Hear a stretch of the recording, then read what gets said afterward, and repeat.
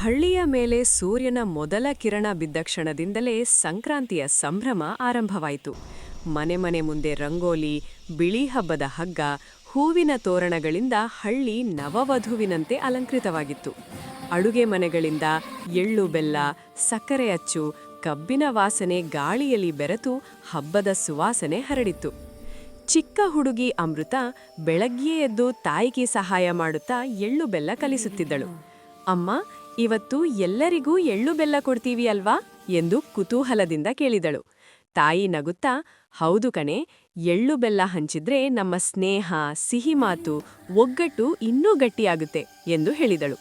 ಅಡುಗೆ ಮನೆಯಲ್ಲಿ ಸಂಕ್ರಾಂತಿ ವಿಶೇಷ ಅಡುಗೆ ಸಿದ್ಧವಾಗುತ್ತಿತ್ತು. ಸಿಹಿ ಪೊಂಗಲ್, ಹುಗ್ಗಿ, ಬೋರೇಲು, ಪಾಯಸ. ಅಜ್ಜಿ ಒಲೆ ಮುಂದೆ ಕುಳಿತುಕೊಂಡು ಈ ಸಿಹಿ ನಮ್ಮ ಬದುಕಿಗೂ ಬರಲಿ ಎಂದು ಮಂತ್ರದಂತೆ ಹೇಳುತ್ತಿದ್ದರು. ಸ್ವಲ್ಪ ಹೊತ್ತಿನಲ್ಲಿ ಎಲ್ಲರೂ ಕಣದ ಕಡೆಗೆ ಹೊರಟರು. ಅಲ್ಲಿ ರೈತರು ತಮ್ಮ ಹೊಸ ಬೆಳೆ ಭತ್ತವನ್ನು ದೊಡ್ಡ ರಾಶಿಯಾಗಿ ಹಾಕಿ ಅದನ್ನು ಹೂವು, ಅರಿಶಿಣ, ಕುಂಕುಮದಿಂದ ಅಲಂಕರಿಸಿದ್ದರು. ಪೂಜಾರಿ ಮಂತ್ರ ಹೇಳುತ್ತಿದ್ದಂತೆ ಎಲ್ಲರೂ ಕೈಜೋಡಿಸಿ ಪ್ರಾರ್ಥಿಸಿದರು. ಈ ಭತ್ತದಂತೆ ನಮ್ಮ ಜೀವನವೂ ಸಮೃದ್ಧಿಯಾಗಲಿ ಎಂದು ಅಮೃತಾದ ಅಪ್ಪ ಕಣ್ಣಲ್ಲಿ ಕೃತಜ್ಞತೆಯೊಂದಿಗೆ ಹೇಳಿದರು. ಅಮೃತ ಭತ್ತದ ರಾಶಿ ಮುಂದೆ ನಿಂತು ಅದನ್ನು ನೋಡುವಾಗ ತನ್ನ ತಂದೆಯ ಕಷ್ಟ, ಹೊಲದ ಬೆವರು, ಸೂರ್ಯನ ತಾಪ ಎಲ್ಲವೂ ಅವಳಿಗೆ ನೆನಪಾಯಿತು. ಅವಳ ಮನಸ್ಸಿನಲ್ಲಿ ರೈತರ ಮೇಲಿನ ಗೌರವ ಇನ್ನಷ್ಟು ಹೆಚ್ಚಾಯಿತು. ಮಧ್ಯಾಹ್ನ ಮನೆಗೆ ಹಿಂತಿರುಗಿ ಎಲ್ಲರೂ ಒಟ್ಟಿಗೆ ಊಟ ಮಾಡಿದರು.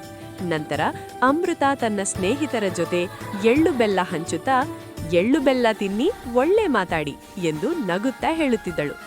ಸಂಜೆ ಸೂರ್ಯ ಕೆಂಪಾಗಿ ಮುಳುಗುವಾಗ ಹಳ್ಳಿ ತುಂಬಾ ಹಬ್ಬದ ಬೆಳಕು ಹರಡಿತ್ತು.